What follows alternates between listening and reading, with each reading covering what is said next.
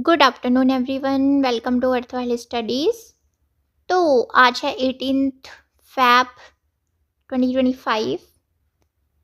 लो लिख दिया। तो चलिए अपने करंट अफेयर शुरू करते हैं और हमारे अर्थ वैली चैनल को सब्सक्राइब भी कर दिया करो। तो आज 18 फैब को क्या होता है, बर्थ एनिवर्सरी होती है किनकी, स्वामी रामाकृष्णा परमहंस जी की। ठीक है, बहुत बड़े महाकाली के ये भक्त थे। पीएम मोदी जी ने इनको ट्रिब्यूट भी करा है आज के दिन। अब नेक्स्ट न्यूज़ है स्पोर्ट्स से। युगांडा के जैकोब किपलिमो हैं, तो इन्होंने एक बहुत बड़ा रिकॉर्ड सेट करा है। इन्होंने हाफ मैराथन ख़त्म करी है अंडर 57 मिनट्स में। ठीक है, कहाँ पे, world athletics gold level race हो रही थी, तो वहाँ पे इन्होंने ये रिकॉर्ड बनाया है। और किसका रिकॉर्ड ब्रेक किया है, यूथोपिया के योमेफ की जेल्चा का। ठीक है, इनका रिकॉर्ड था 57 मिनट 30 सेकेंड और जो जैकोब है उन्होंने 57 मिनट से भी कम में ये रेस ख़त्म कर दी। तो नेक्स्ट न्यूज़ है 23rd national para athletics championship होने वाली है। कहाँ पे होगी सबसे पहले तो ये चेन्नई में होगी, दिख रहा है ना, ये चेन्नई में होंगी इन तमिलनाडु जवाहरलाल नेहरू स्टेडियम में 17 से 20 फैब तक। ठीक है, सबसे पहले लोकेशन याद रखनी है। कौन ऑर्गेनाइज कराता है, Paralympic committee of India organise कराती है। ठीक है, अब आगे चलते हैं। खेलो इंडिया विंटर गेम्स। तो खेलो इंडिया विंटर गेम्स जैसे कि हो रहा था गुलमार्ग में, तो वो थोड़ा पोस्टपोन कर दिया गया है। क्यों, ड्यू टू इनसुफिशियंट स्नो। वहाँ पे स्नो गिरने लगी इनसुफिशियंटली, तो अचानक से वो जो है पोस्टपोन करना पड़ा। ओके, अब नेक्स्ट न्यूज़ पे चलते हैं। तो union minister of rural development and agriculture and farmers welfare Shivraj Singh Chouhan inaugurate करने वाले हैं क्या, नक्शा पायलट प्रोग्राम। ये एक इनिशिएटिव है। क्या फुल फॉर्म है, सबसे पहले तो इसकी national geospatial knowledge based land survey of urban habitations. इसमें क्या है, बेसिकली ये कैसा प्रोग्राम है, कैसा इनिशिएटिव है कि जो लैंड सर्वे है ना, इसमें अर्बन हैबिटेशन में, तो उसको थोड़ा मॉडर्नाइज करने के लिए है। ठीक है, इसमें थोड़ा मॉडर्नाइज करा जाएगा। तो इसका ऑब्जेक्टिव क्या है, create and update land records create करेगा, उनको अपडेट करेगा, एंश्योर करेगा कि एक्यूरेट मतलब एकदम सही डॉक्यूमेंटेशन हो लैंड ओनरशिप का। ठीक है, इम्प्रूव करेगा अर्बन प्लानिंग, जैसे लैंड की प्लानिंग होती है ना, जैसे प्लॉट हम काटते हैं तो वैसे एक प्लान होता है पूरा जो जो वो लैंड है। ठीक है, कि यहाँ प्लाट होगा, यहाँ ऐसे जगह होगी, यहाँ सड़क बनेगी, ऐसे ऐसे, तो उसको इम्प्रूव करेगा। और लैंड रिलेटेड जो डिस्प्यूट्स हैं उनको कम करना इसका एक ऑब्जेक्टिव है। अब आगे चलते हैं। गुल फूड 2025 वर्ल्ड का मतलब one of the world largest food and beverage trade होता है, ये एग्जीबिशन है।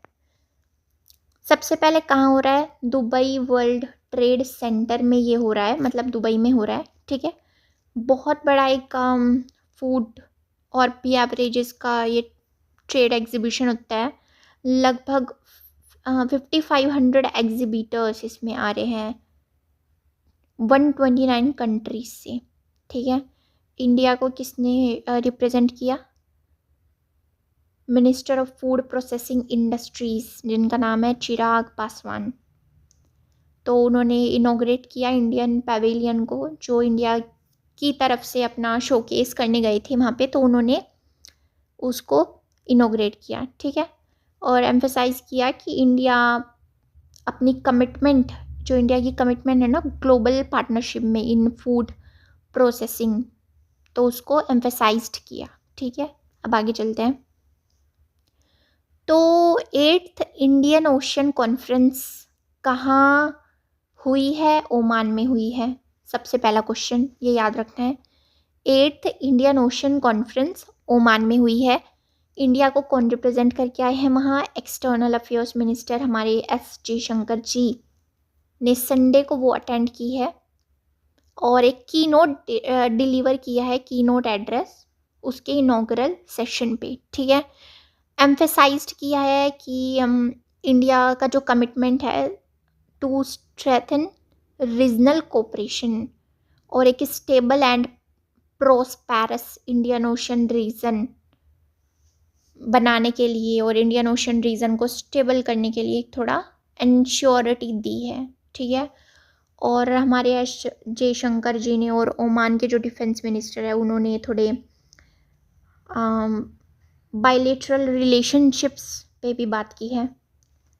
तो मेन तो यही है कि ये कहाँ हो रही है कॉन्फ्रेंस? ओमान में हो रही है। ये बाकी तुम्हारी नॉलेज के लिए है, क्योंकि जब हम सिर्फ स्पेसिफिक चीज़ पढ़ते हैं ना कि हाँ ये, तो हम उसको भूल भी सकते हैं, पर उसके थोड़ा अगल बगल की पढ़ लो तो हाँ फिर उसके साथ ना वो भी याद रहती है, मेन चीज़ जो होती है, तो याद करना थोड़ा आसान हो जाता है।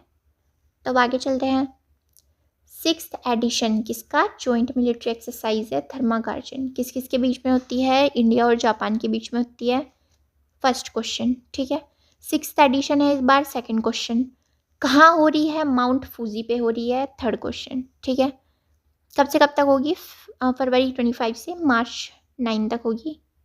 डोंट वरी, ये क्वेश्चन नहीं पूछते कि कब से कब तक होगी, बस ये पूछते हैं कहाँ हो रही है, कौन सा एडिशन है, किस किस कंट्री के बीच में है, ठीक है। ये तो हो ही गया। अब इसका एम क्या है? To enhance interoperability between the two forces while undertaking joint urban warfare. और ये टेररिज्म के जो ऑपरेशंस होते हैं, टेररिज्म को काउंटर करने के लिए ऑपरेशंस जो होते हैं, उनके ऊपर भी जो है ट्रेनिंग वगैरह यहाँ होगी। थोड़े नॉलेज जो है वो एक्सचेंज की जाएगी दोनों मिलिट्रीज़ के बीच में। तो अब आगे चलते हैं। अब है इंडिया और कतर ने एक MOU साइन किया है टू स्ट्रेंथन इकोनॉमिक टाइज। ये क्वेश्चन आ सकता है एग्ज़ाम में कि इंडिया ने अभी किसके साथ MOU साइन किया है? तो कतर के साथ किया है, ठीक है। ये किसको एनहेंस करने के लिए? बिजनेस एंड इन्वेस्टमेंट कोलैबोरेशन को एनहेंस करने के लिए। किसकी प्रेजेंस में साइन हुआ ये? Union commerce and industry minister हैं पीयूष गोयल जी, और कतार के ही हैं काउंटर पार्ट शेख फैसल। तो शेख फैसल बिन थानी बिन फैसल अल थानी, वो कितना बड़ा नाम है। तो न्यू दिल्ली में इन्होंने ये MOU साइन किया, ठीक है। अब आगे चलते हैं। तो ज्ञानेश कुमार अपॉइंट हुए हैं न्यू चीफ इलेक्शन कमिश्नर। ये कोई ना कोई एग्जाम्स में तो पूछा ही जाएगा, तो इसको स्टार मार्क कर लो। न्यू चीफ इलेक्शन कमिश्नर कौन? ज्ञानेश कुमार जी।